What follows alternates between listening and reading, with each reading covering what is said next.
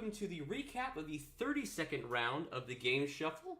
I am Noodle Legs, the person doing said shuffle. The last Metroid is in captivity. Oh. The galaxy. Oh, we don't need this track. Next track.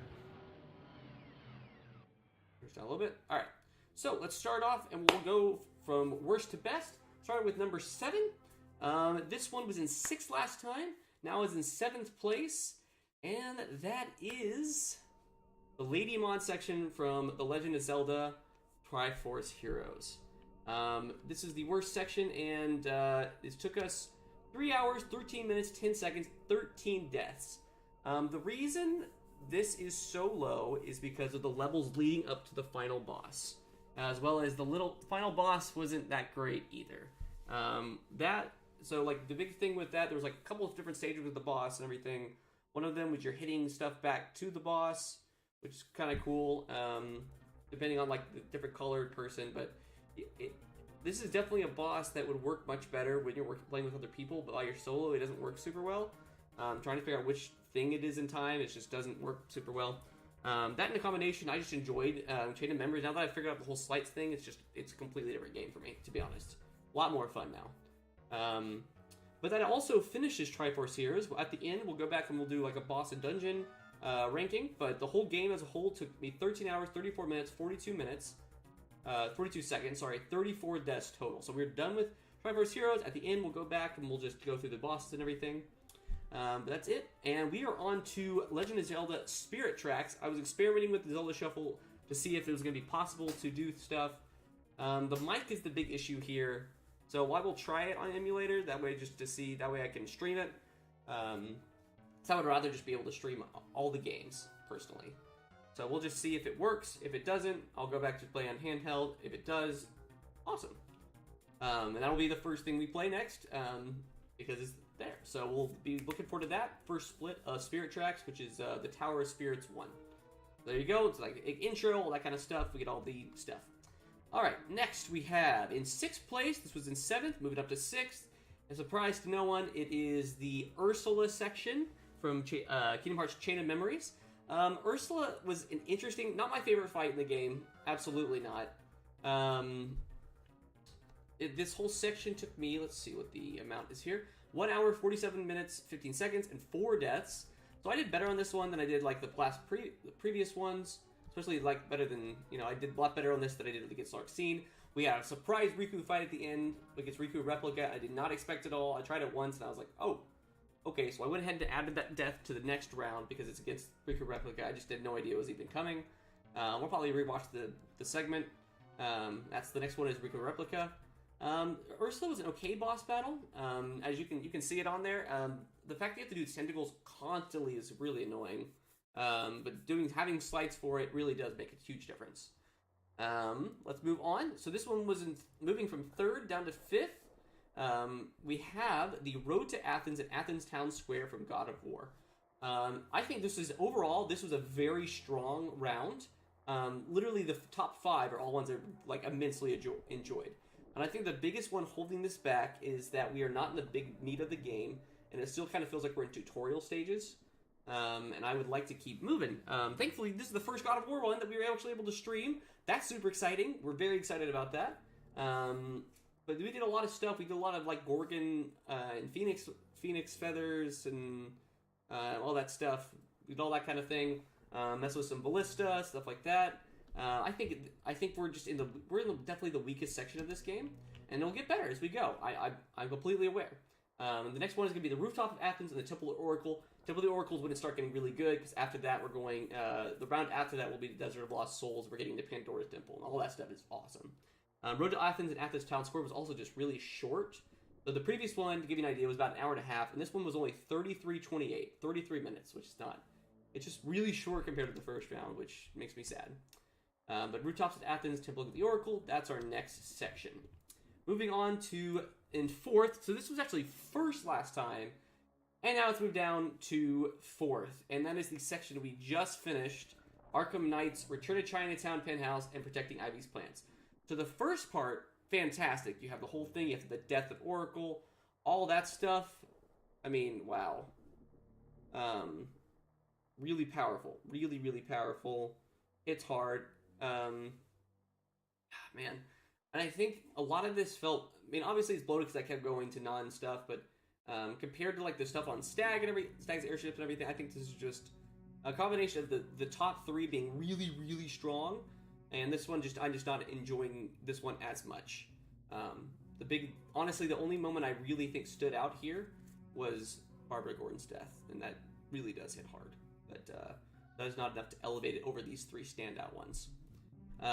Return to the China Penthouse and protecting Ivy's plants took 2 hours, 50 minutes, 53 seconds, the longest section of this entire game so far, and 4 deaths. So, yeah, that was a long one. The next one's going to be destroy the missile launcher in Assault on Panessa Studios. We're going to Founders Island finally, which will be really exciting. That's all good stuff. Moving on to the this was in second place, now it's in third, so slightly moving down, and that is the Chapter 7 B-side of Celeste. This one took me oh man, this one took me 3 hours, 35 minutes, 51 seconds, and 1396 deaths, which is so many. This was really cool. You get to see us go through the entire, just basically, they had like a kind of a beginning section. There was a Chapter 1 section, Chapter 2, all the way to Chapter 6, and then the final summit was the really interesting thing of the jumping off the wall, which is brand new to this level. It's kind of cool that they're introducing new mechanics this late on. Really cool. The biggest reason why this is not number 1 is because bosses. Straight up. This one's bosses, and like I did feel just pretty darn fatigued by the time I get into this, but just that feeling of like beating the summit is just, it hits, man. It's just hits very well. So, next section, going from Chapter 7 B-side to Chapter 8 B-side. Woo! So nothing super surprising there. We're on the almost on the final stretch of levels, and then we'll be at Chapter 9 Farewell, which could take us 5-6 hours, honestly. We'll see. Next one we have, moving from, what is that, 4th all the way up to 2nd, is the Star Magician segment from Golden Sun. If you haven't gone back to watch that, please go back and watch it. I know I take it slow and everything, and I try to explain stuff as we go. I try to do it really methodically, that way we didn't, I was more worried about staying alive rather than like summon rushing or something like that.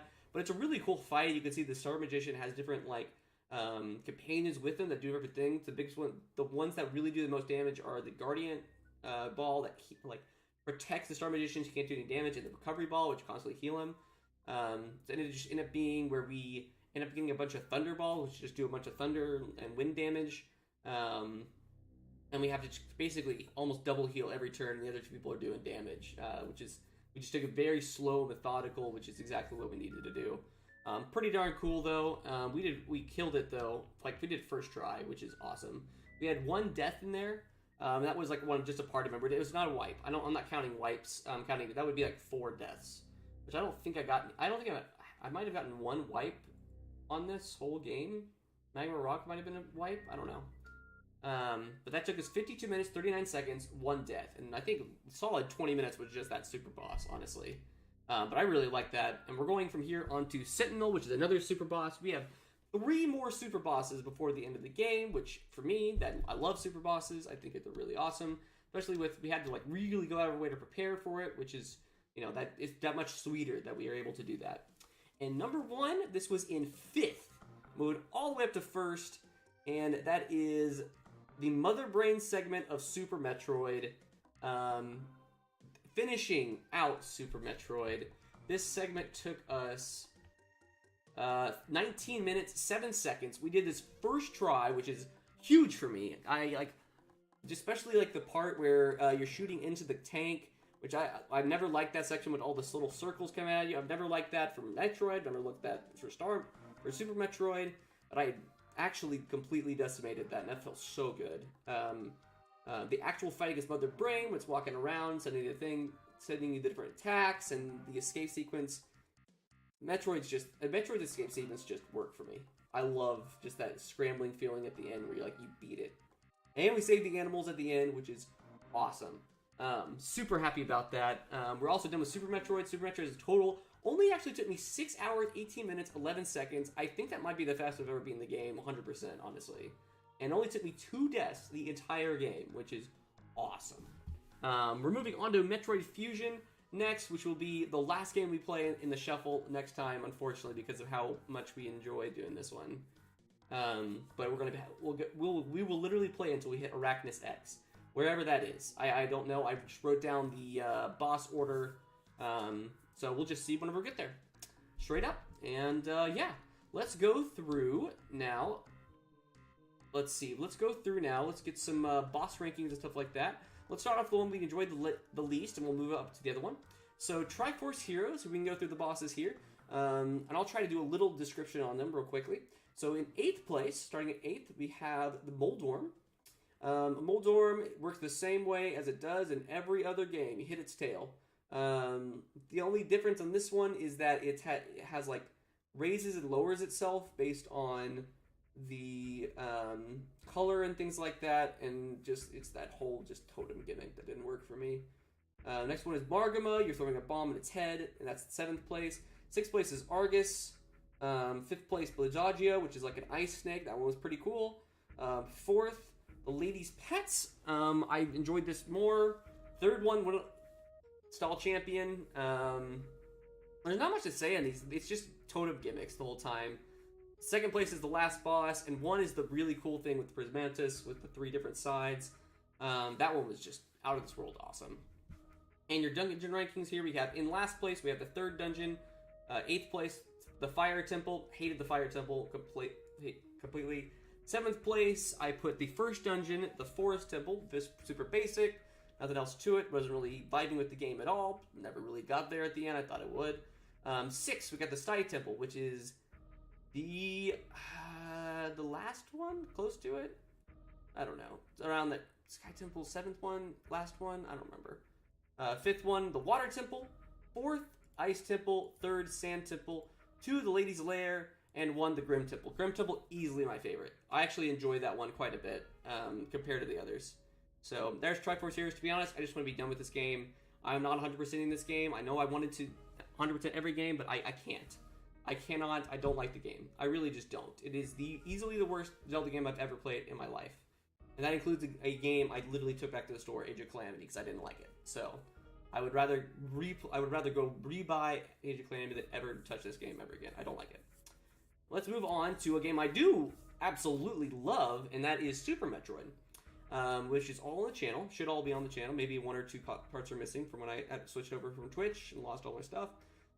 So in 10th place for Super Metroid, we have Spore Spawn. It's fine. It's fine. It's just it's a lot of waiting around, stuff like that. Not great. 9th, we have Terizo. This is just another basic fight. This is much like a huge step up from Spore Spawn. Spore Spawn's down here. This one's more like here. And this just feels really basic and like it's really easy. 8th place is Crocomire. This one can feel really boring, especially if you're not doing well. I watched my brother do this like maybe a couple months ago, and like it was agonizingly slow since he doesn't really have a full grasp of the controls. It was much more enjoyable to do it than watch him do it. That's all I will say, but still not great. I think the bottom 4 are pretty rough. And then 7th place, we have Golden Terizo, which is like Terizo, just way better done, but not amazing. And then 6th, we have Botchwoon, the little guy that goes in and out of things. That one's just a fun fight. And then we have 5th place. Here we go, the main ones, main 4. Dragon is number 5. I enjoyed this one. It's just not my favorite. It's easily the worst one for me. 4th place, Kraid. Kraid just feels kind of basic. The more I do it, the less I enjoy it, unfortunately. I think it's way better done in Zero Mission, honestly. And I'm excited to do it. I know he's back in Dread. I hope he's a boss in Dread, because I love the idea of Kraid. 3rd place, Phantoon, the old Phantom himself. Awesome fight. Top 3 is just super stacked. 2nd place, Mother Brain. I love Mother Brain. I think it's such a really cool fight, especially when you get past that terrible first section with all the circles flying at you. I think that part is awful. And when you get past that, the actual fight just feels super epic. It really does feel like a very good final encounter for the game. And in 1st place, the one, the only, the iconic Ridley. This is just probably one of the most iconic boss fights in all of gaming, honestly. It's just, you really do feel like you're up against this, like, incredible foe and you have to really put all your skills to the test, everything. And I think it's easily the hardest boss in the game too, by far. It's just it is incredible how well they did with that fight. So that is it for round 32 of the shuffle. I am tired. I'm about to go to bed. Be ready. Round 33 coming soon. We got more stuff. We got super bosses. We got 2 new games to go with, which is awesome. We got more Kingdom Hearts Chain of Memories. We're getting there. We got a big fight there. I'm looking forward to, seeing if we could best that, and me getting real frustrated yet again. That'll be fun. More new Zelda, new Metroid. We're finally going to Founders Island. That's exciting. God of War, we're still killing stuff. We got some more B-side and some super bosses. So yeah, thanks guys for watching. I appreciate it. This is a nice little 15-minute video, and I love you guys all. Stay noodly and stay tuned for round 33. Love you guys. Bye-bye.